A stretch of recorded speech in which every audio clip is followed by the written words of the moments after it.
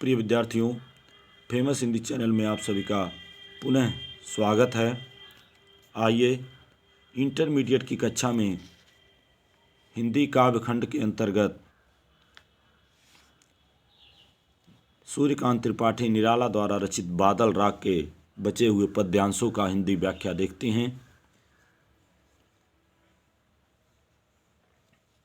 उथल पुथल कर हृदय मचा हलचल, चल रे चल मेरे पागल बादल, धंसता दलदल हंसता है नद खलखल, बहता कहता कुलकुल कलकल कलकल।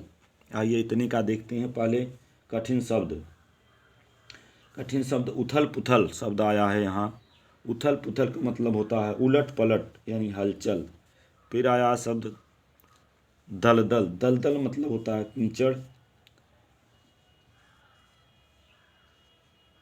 नद मतलब होता है नदी। खलखल मतलब खिलखिलाकर।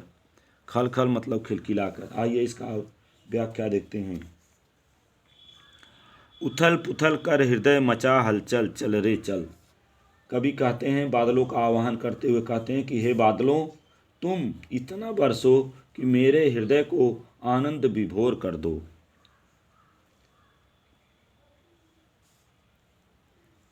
कहते हैं, बादलों का आह्वान करते हुए कहते हैं कि हे बादलों, तुम इतना बरसो कि मेरे हृदय को आनंद विभोर कर उलट पलट कर दो। आनंद विभोर करके उलट पलट कर दो, अर्थात मेरे मन में हलचल पैदा कर दो। तुम्हारे बरसने से दलदल धंस जाते हैं। तुम्हारे बरसने से दलदल धंस जाते हैं। समुद्र खिलखिलाकर हंसने लगती हैं। सरिताओं का जल कल कल की ध्वनि से तुम्हारा ही यशोगान करने लगता है।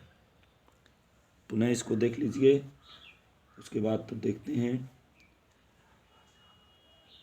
कवि बादलों का आह्वान करते हुए कहता है कि हे बादलों, तुम इतना बरसो कि मेरे हृदय को आनंद विभोर कर उलट पलट कर दो, अर्थात मेरे मन में हलचल पैदा कर दो।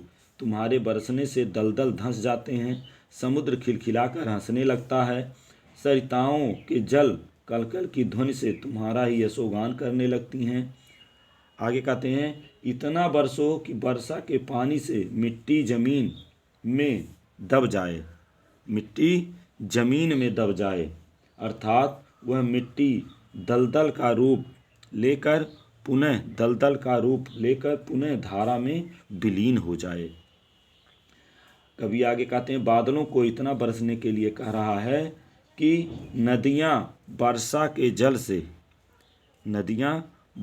के जल से भरकर हिलोरे खाने लगें, यानी खलखल की आवाज़ करने लगें। नदियों को पानी में लबालब भर देने के लिए कवि कहा है, यानी नदियों का पानी पूरी तरह से भर जाए। कवि के कहने का तात्पर्य है कि हे बादल, तुम इतना बरसो कि कहीं भी पानी का अभाव न रह जाए। नदियाँ कुलकुल कल कल की ध्वनि से सदैव बहती रहें। संपूर्ण पृथ्वी भाव विभोर होकर खिलखिलाकर हंसती रहे। अब आइए अगला देखते हैं, लास्ट वाला। देख देख नाचता हृदय, बहने को मिटा बिकल बेकल, इसी मरोर से इसी शोर से, सघन घोर गुरु गहन रोर से, मुझे गहन का दिखा सघन वह छोर, राग अमर अंबर में निज भर निज। यहाँ भी महाविकल शब्द आया है। महाविकल का मतलब अत्यधिक व्याकुल। बेकल मतलब बेचैन। मरोर मतलब घुमाव। सघन का मतलब होता गहरा या घना। गुरु मतलब अधिक। गहन मतलब गंभीर। रोर माने शोर और छोर माने किनारा। अब आइए देखते हैं इसका व्याख्या। देख देख नाचता हृदय। आगे कवि कहते हैं, हे बादलों, तुम्हें बरसता देखकर संपूर्ण पृथ्वी भाव विभोर हो उठती है। वर्षा की बूंदों को देखकर मन खुशी से नाच उठता है। हृदय मन खुशी से नाच उठता है। बादलों के बरसने से केवल हर्ष की लहर चारों ओर फैल जाती है, अपितु मन बेचैन व्याकुल होकर वर्षा की बूंदों में मदमस्त हो जाना चाहता है।